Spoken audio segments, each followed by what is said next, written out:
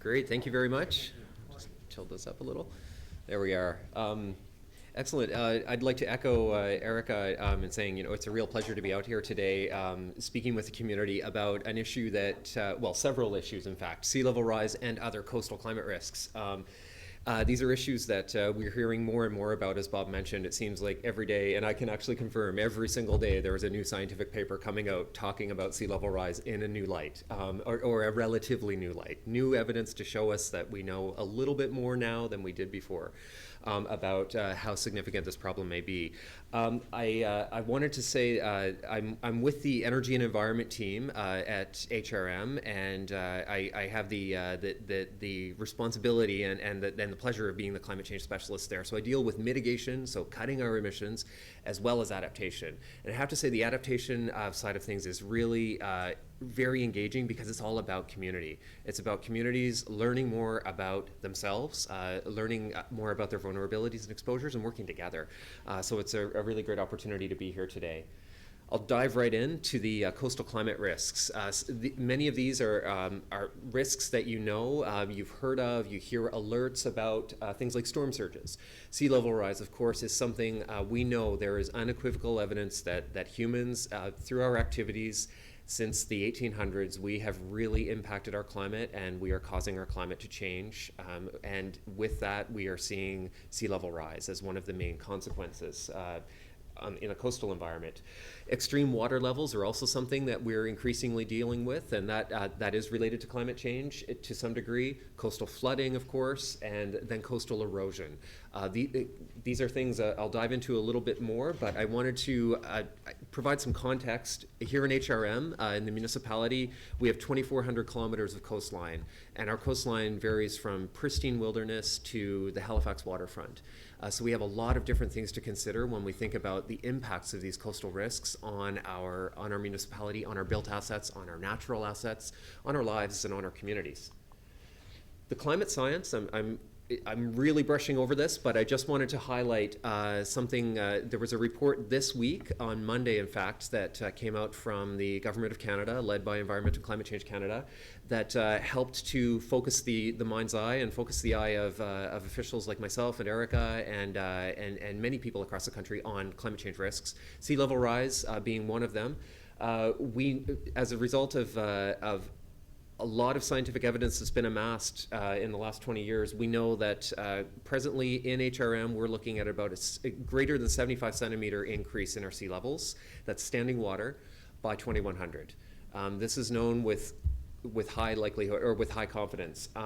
HRM in particular is actually in a sea level rise hotspot worldwide. We fall into the Northeast Atlantic, which just by, there are many factors at play, but essentially the sea levels throughout the Northeast Atlantic, so this is the northeastern seaboard of the United States and Atlantic Canada, we are seeing much faster sea level rise in that portion of the world's oceans than elsewhere. So this is something we really need to be aware of. Sea level rise is going to impact us regardless. And I'll get into some of the factors that lead to that. Storm surges and precipitation, we also know that these things are likely to increase over time. We know that with rising seas, of course, if you make the water higher and then you add weather effects, high onshore winds, things like that, you are going to have an intensified storm surge.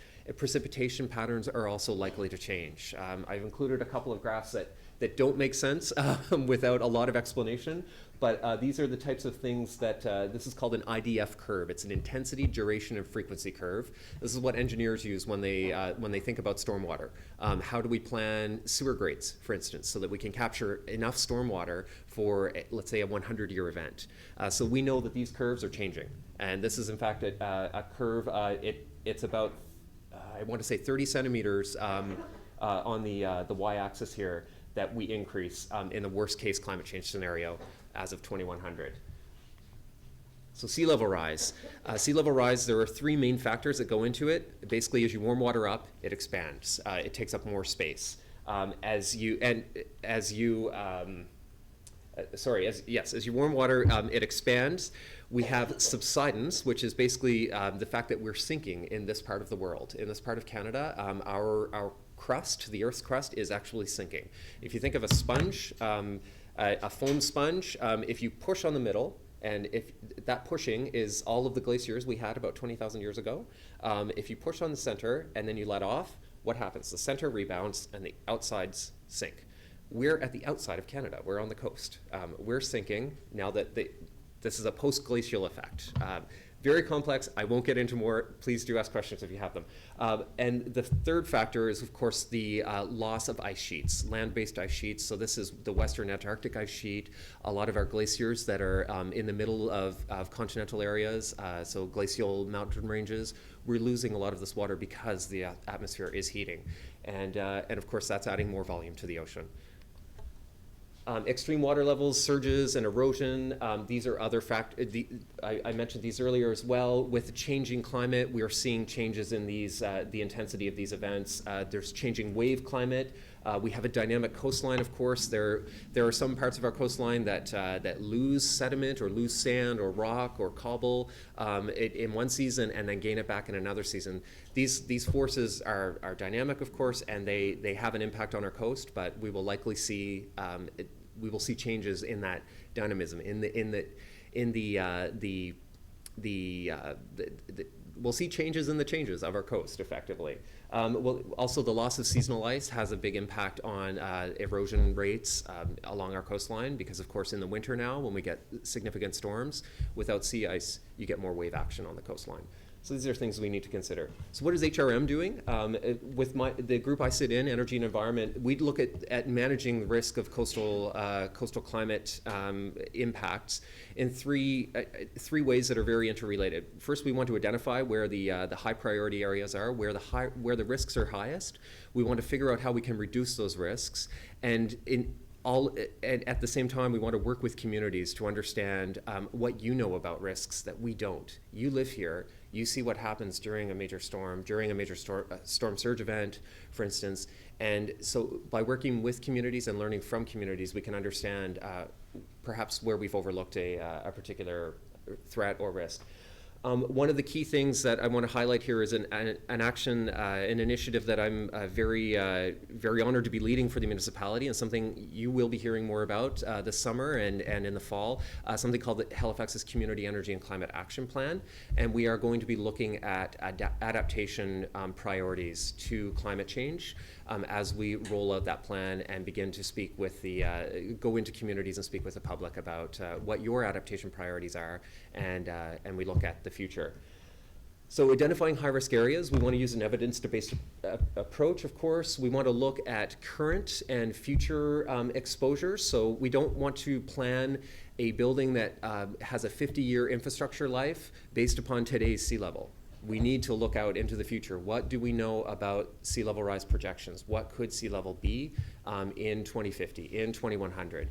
And how can we take appropriate steps in our planning now to address that and to account for that? We've done various examples here in the municipality of applying the precautionary principle, where we basically we know that there are sites that are exposed to risk. Some sites are exposed to higher risk than others. We want to ensure that we're managing that risk effectively. So I'll go through a couple of quick examples. And one thing I wanted to highlight here is a resource that we're very lucky to have here in Atlantic Canada and here in the municipality, something that comes to us from the Bedford Institute of Oceanography, in fact. So we have some of the best minds in the business working on sea level rise scenarios to tell us what we may see out to 2100.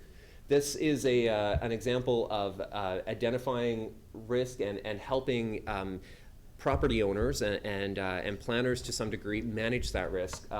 The folks at BIO and through this Canulet resource, this is the Canadian Extreme Water Level Assessment Tool, they have helped us understand vertical allowance. So this is basically by 2100, if you have a coastal property and you want to know essentially how high above high water, for instance, should that the coastal property be in order to face the same amount of risk today in 2100 that it currently faces? You're looking at about a over a meter allowance that you should take into account. So you should think about future construction and that sort of thing with at least 1 meter added to the vertical height off the water. This again is it's provided for educational purposes and to help us understand what the sea level rise scenarios and sea level rise projections look like for our part of Canada. Identifying high-risk areas, we've done some work through in the Halifax Harbor area to identify what different sea level rise scenarios and what infrastructure could be at risk, which buildings, where could we see water rise to in an extreme storm surge and under sea level rise scenarios. So back in 2009, we actually went through and looked at several scenarios in downtown Halifax. So this is the waterfront. And we projected how high the water could go. This was I believe, a Hurricane Juan scenario at high tide with a storm surge in a 1 in 50-year storm event. So that's a storm that's intense enough it only happens once every 50 years. That yellow line you see is the 5-meter contour. So that's basically 5 meters above sea level, and this is everything that falls below it. That is submerged. So this is the type of evidence and the type of information we need to consider as we make decisions for the future. My apologies. Sorry. Another key thing that we're doing to identify high-risk areas is actually flying. We've completed this process and we're working with the data now. We've scanned the entire municipality effectively with a technology called LiDAR. It's a technology that's done. It's a scanner that's flown on an airplane. It essentially takes a very high-resolution laser image of the municipality. We've done the land and the offshore areas so that we can understand, as we move forward, what sorts of flood vulnerability do we have in coastal areas, not just looking at the beach. We want to understand what's happening below the high water. What sorts of underwater features may impact storm surges and may impact wave action.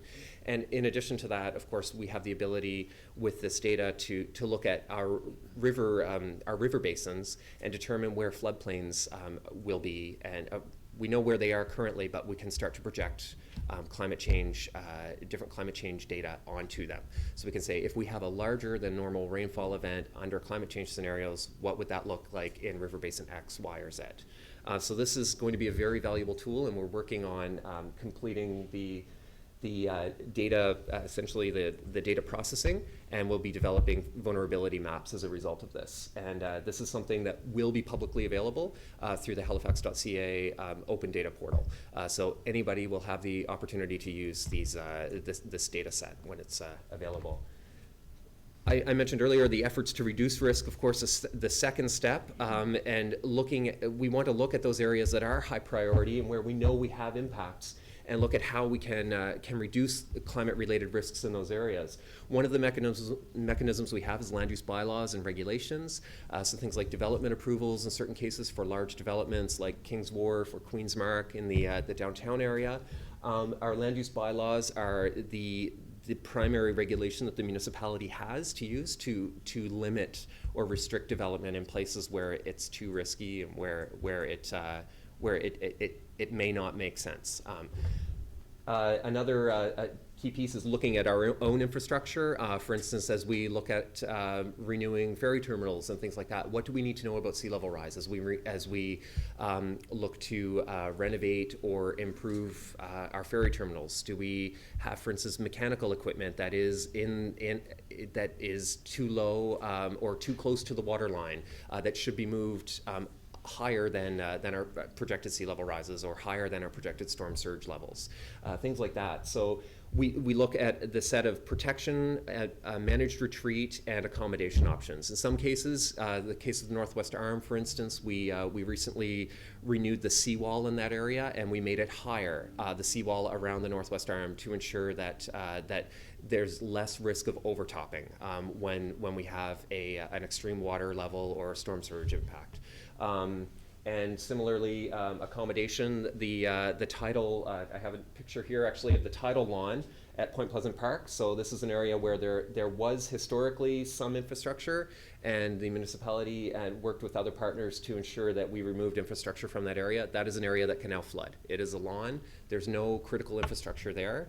We know that Point Pleasant is exposed to major storm surge impacts, and of course with extreme water events, it is a submerged area, or it can be. And finally, public engagement, of course, to reduce risk is very key. I mentioned our land use bylaws. I'm happy to answer any questions on this, but effectively the municipality limits where residential developments can be placed. And we look at, in coastal areas, our bylaws state that any residential dwelling or any dwelling floor of let's say an apartment building has to be 3.8 meters above survey grade, effectively. So 3.8 meters off the water, and that is to ensure that public safety, of course, is protected. We don't want the public to be at risk if they have to take shelter in their homes. And our regional plan updates which are forthcoming in 2021. We're actually, the group I work with is working with other units within the municipality to ensure that we have the best science available on sea level rise as we revise our regional plan in 2021, so that if we need to change any of these bylaws, or if there is an opportunity to revisit them, we can do that, and make sure that our land use bylaws and our policies speak to the best available science at the time.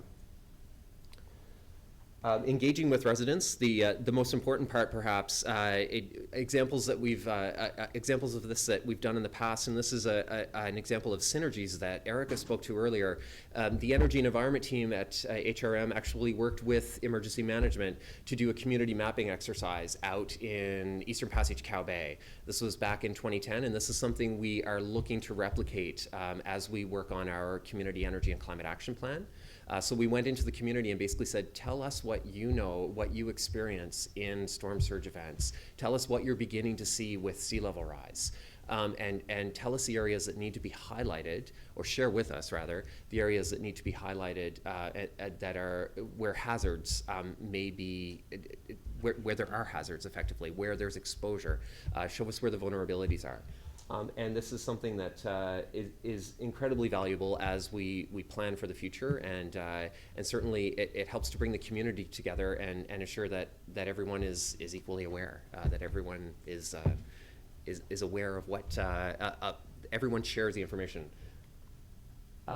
Finally, consultation options on a case-by-case basis. We saw this recently with the Sackville River's floodplain area, where there was engagement with residents to talk about what options there may be moving forward, and that is an ongoing process.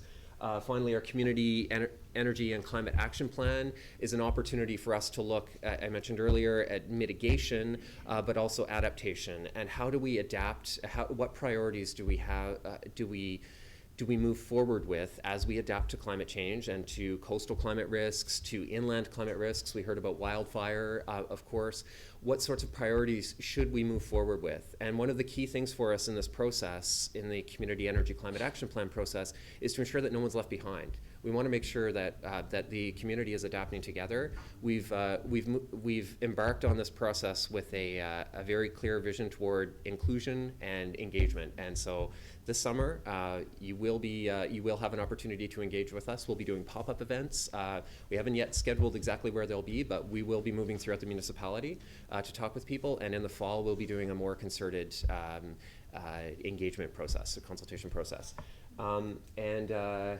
Finally, I just wanted to share a note about adaptation priorities. We had the opportunity last year, my team and I, we met with students from small island developing states, primarily in the Pacific region, but some in the Caribbean as well. They came here to Halifax on something called a Peace Boat. They met with us to talk about their adaptation priorities and their realities when it comes to climate change adaptation. Some of these people are from islands that, or some of these students were coming to us from islands that have already moved entire communities that have ancestral links many hundreds of years, thousands of years, to a particular coastal area. that have been now relocated because of sea level rise and because of the coastal risks that are increasing as a result of climate change. And it was really powerful to speak to them about what they've experienced and what lessons they could share with us. And so that's certainly something that we keep in the back of our mind as we move forward on the climate community energy climate action plan. The importance of understanding people's lived experience of adaptation, what you know and what that can tell us about the future, but also making sure that we engage everyone and try to hear from the community. That's everything from me. Thank you.